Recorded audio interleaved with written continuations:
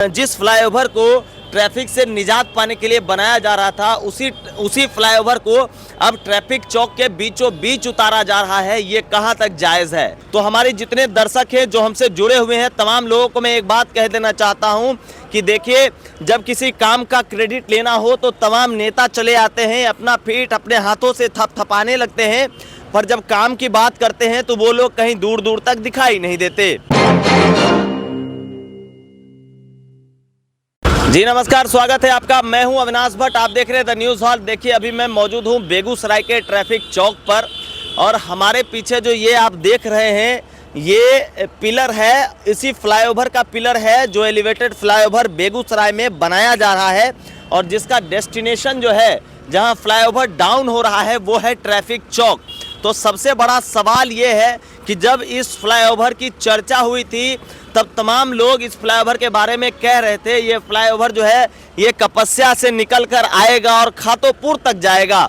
और फिर बात खातोपुर से जेल गेट आ गई। और आज के दौर में जब आज अंतिम पड़ाव है इस फ्लाईओवर का, जब ये बनने को तैयार है और आखिरी पिलर आप देख रहे होंगे कितना छोटा है ये, और इस पिलर को भी बना दिया गया क्योंकि अब जो है फ्लाईओवर यहीं ट्रैफिक चौक पर ही उतरेगा। तो हमारे जितने दर्शक हैं जो हमसे जुड़े हुए हैं तमाम लोगों को मैं एक बात कह देना चाहता हूं कि देखिए, जब किसी काम का क्रेडिट लेना हो तो तमाम नेता चले आते हैं, अपना पीठ अपने हाथों से थपथपाने लगते हैं, पर जब काम की बात करते हैं तो वो लोग कहीं दूर दूर तक दिखाई नहीं देते। फ्लाईओवर की अगर हम बात करें तो ये फ्लाईओवर अभी महज 250 करोड़ का है और जब इस फ्लाईओवर को बनने की बात चल रही थी सबसे पहले, मतलब हम शुरुआत से अगर बताएं तो बेगूसराय के जो पूर्व सांसद रहे स्वर्गीय भोला बाबू, उनके द्वारा सबसे पहले इस फ्लाईओवर की पहल की गई थी क्योंकि उनका कहना था कि इस फ्लाईओवर को अगर हम बनाते हैं तो हमारा जो ये बेगूसराय शहर है ये ट्रैफिक से निजात पाएगा।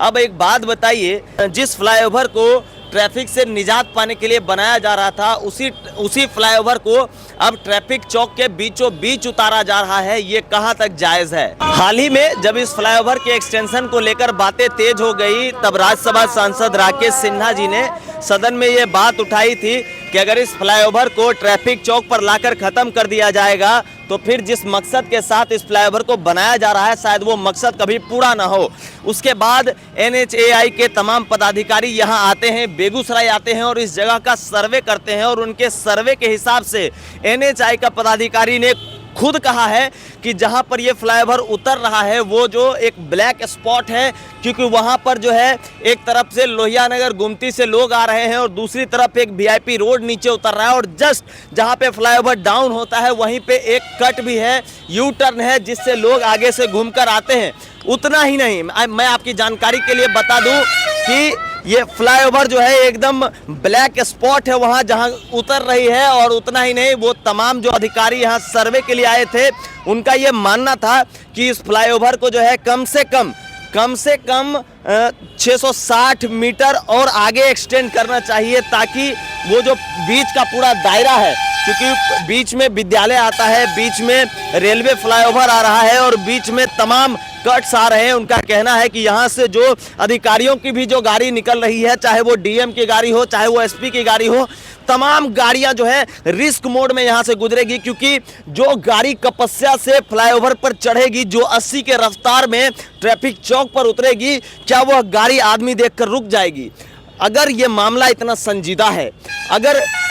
ये ब्लैक स्पॉट है, एक्सीडेंट के नज़रिए से ये इतना खतरनाक है, तो फिर इस फ्लाईओवर का एक्सटेंशन क्यों नहीं किया जा रहा है? आपकी जानकारी के लिए बता दें कि बेगूसराय के सांसद सह केंद्रीय मंत्री गिरिराज सिंह जी ने भी पिछले दिसंबर के 24 या 25 तारीख को अपने ट्विटर हैंडल से ट्वीट किया था बाजाबता कि ये जो फ्लाईओवर है ये एक्सटेंशन होने जा रहा है, क्योंकि यहाँ की आम आवाम और जितने भी यहाँ के सामाजिक कार्यकर्ता हैं तमाम लोग नहीं चाहते कि ये फ्लाईओवर जो है ये ट्रैफिक चौक पे उतर जाए, क्योंकि इस फ्लाईओवर को इसलिए बनाया जा रहा था ताकि बेगूसराय का जो ट्रैफिक चौक है और बेगूसराय का जो क्राउड है, जो मार्केट का क्राउड है, वो कम से कम मतलब बचा रह सके, क्योंकि जब जनता के बीच में फ्लाईओवर उतर जाएगा तो किसी की भी मौत कभी भी हो सकती है सड़क दुर्घटना से।